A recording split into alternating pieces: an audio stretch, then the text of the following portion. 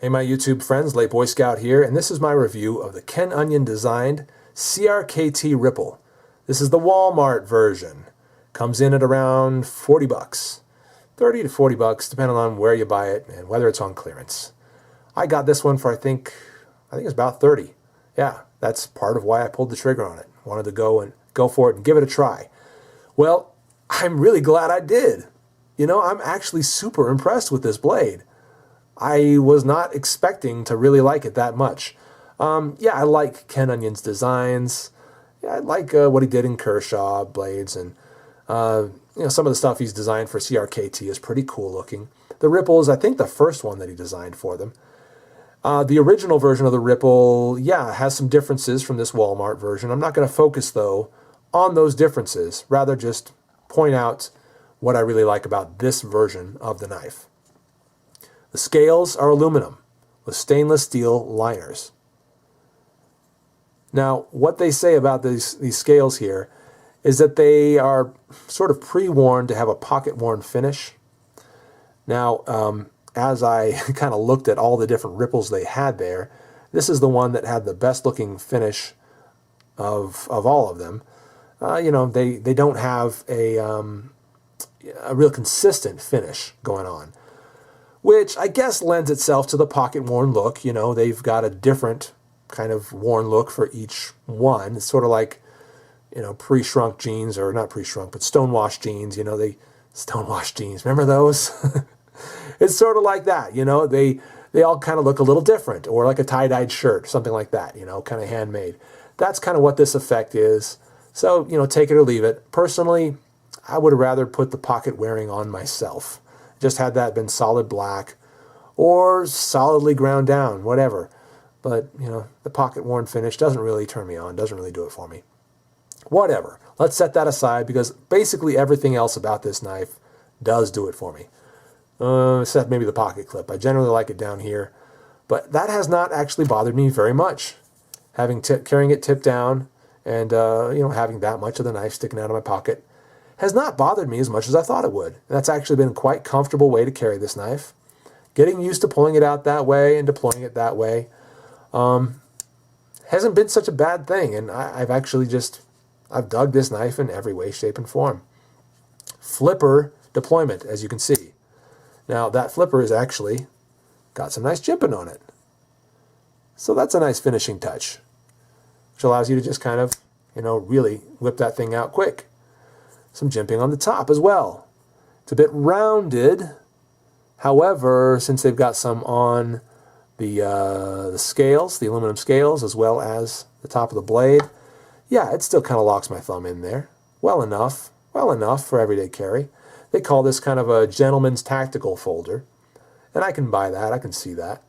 The length, which is, let's see here, I think the blade length is about 3.125 inches. The overall length, I think 7.5, okay? And the weight, about 2.8 ounces. Now, that's a huge selling point. 2.8 ounces for that much blade. That's awesome. Really, really awesome. I haven't even gotten to the best part of this blade. I'm trying to get to it, though. We'll see if I can get to it here in a second. Yes, it does have a lanyard hole. I'd probably never use that, since that's going to be buried in my pocket. Probably never use the lanyard. What's the steel made of? All they can say about it is it's high carbon. So, whatever. Sort of a mystery high carbon steel. Whatever. I like high carbon steels, so I'll take it. Of course, it's got a little marking there, which is basically just the model number. Okay? And CRKT logo, and of course, the Ken Onion design logo. Looks really cool. Good job, Ken Onion. Who'd you hire to make that logo? I like it.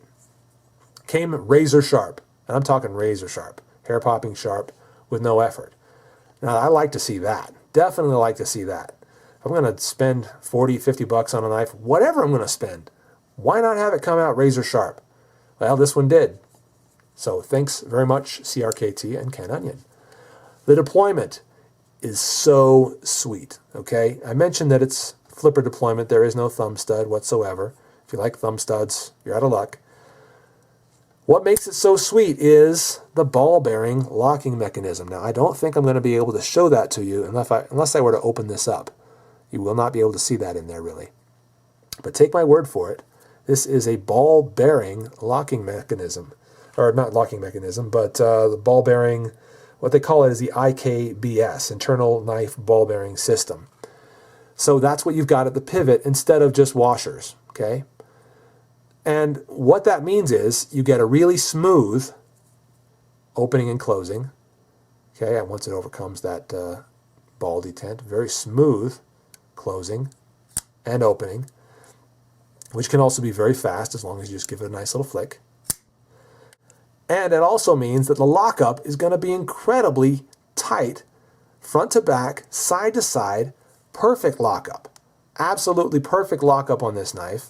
With that kind of fast action, that is really special and really cool. And that's my favorite thing about this knife. Super tight lockup with super fast action. And that also makes it perfectly centered. Really easy to get that thing perfectly centered. Yes, when I first got it and used it for a little while, that screw loosened up a bit.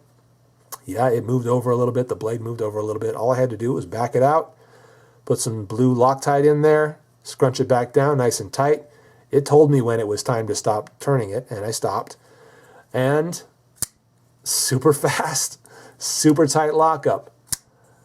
All done. Well, there you go, guys. That's my review on a great knife. The Walmart version of the CRKT Ripple gets a lot of praise from me. I really, really dig it. Yes, it is the cheaper version of the original Ripple.